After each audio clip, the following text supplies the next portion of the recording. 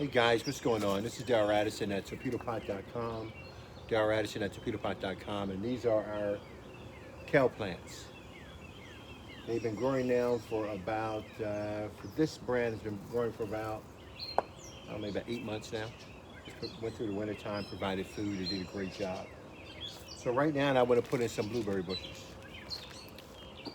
And I'm going to drop them into this torpedo pot. Looks like we have 2 bushes per plant. And I'm going to put all of them in the torpedo pot. Oh no, it's just 2 branches coming off one. So one plant, and let's open up, see what it looks like. This one has 2. It's great. Ah, no, just one. Yeah, one, plenty of a liter. So 1 blueberry bush is what we're going to put here, times 3, so 3 bushes. Now, we want to take the kale out. The kale is pretty much aged at this point. We can clean the rest of the leaves off, and the top portions are still tender and edible,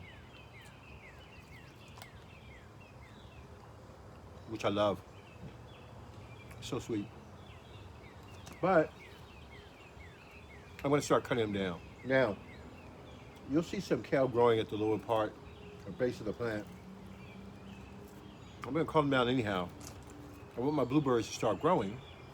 My kale is not using the soil like it would like it to, so I put the blueberry in this place for the blueberries to start sucking up nutrients. So eventually the kale will come back during the winter time, and they'll be able to provide me with more food. So I'm going to cut this down right now.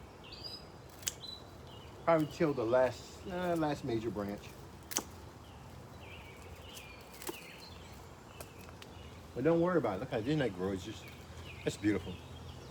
That is so beautiful. Like a bouquet. I don't realize how big it is, you know? It's huge.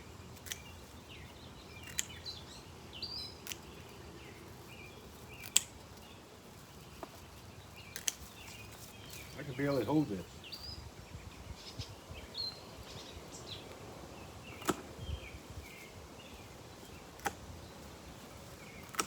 All right. Here we are. A bouquet of edible food. Some people eat the tops off. Like I said, it's been growing for a long period of time now in a torpedo pot. The torpedo pot has been growing this kale for a while. I've had to do anything at all. I added 3-12-12, not because I needed to, because it was in an alignment of other pots that I wanted to do the 3-12-12 one. So, but it's absolutely delicious. All right, so what I'm going to do now is that I'm going to set this aside for now. See how big it is. Take this picture. I'm a good farmer, good grower, right? Doing my thing. Take my picture, and it's beautiful. Look at all this food in there. I'm going to tear that apart. I can use it in my crock pot and cook it down and make it tender, or use the juice from it when you cook it down, make it tender. Because it's usually natural food now, okay? The stuff that you're getting from the supermarket has chemicals in it. And so when you get it, you cook it down, you drive all the nutrients out of it. But this is holistic all the way through. So everything that comes into that sauce, that juice, that is hard and barky, that comes to that sauce and that juice is going to leave it better off than when you started, because you're using healthy, nutritious food. So I'm going to set this aside for now.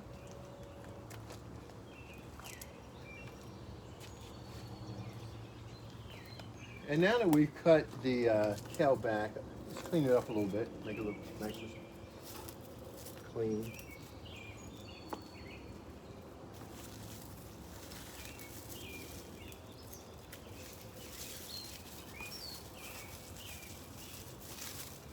Okay, it looks nice and clean.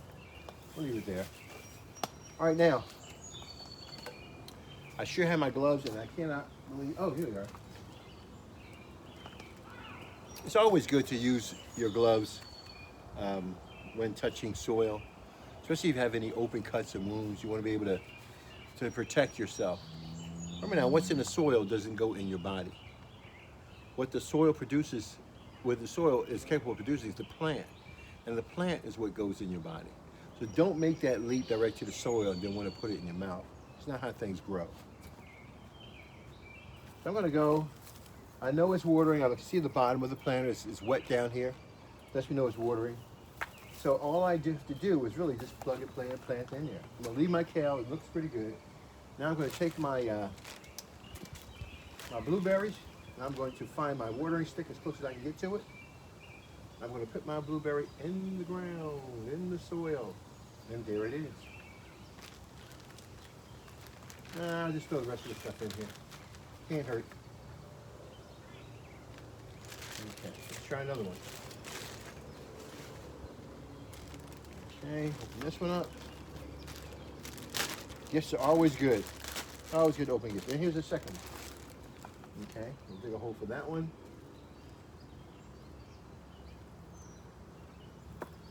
And put that into the pot. I'll have to use that soil. I'm not going to let anything go to waste. I'll leave it in there.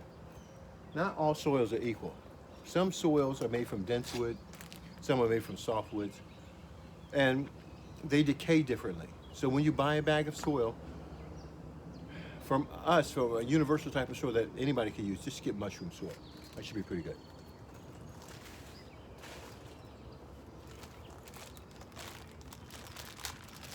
Mushroom soil helps to put it in an advanced state of decay. So you're not getting a lot of other materials that are not decayed yet. So yeah, we take the third one, fill it on down in there, drop it all down in there, and there we go. We've just planted 3 blueberry bushes. All I'm going to do now is top it off.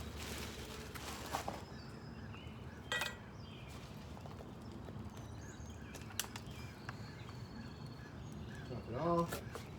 When you top it off and you cover the feeding stick, what you're doing is you're not allowing water to evaporate. So you're allowing it to stay within that chamber itself, to decay and to allow moistness to develop the fungal environment.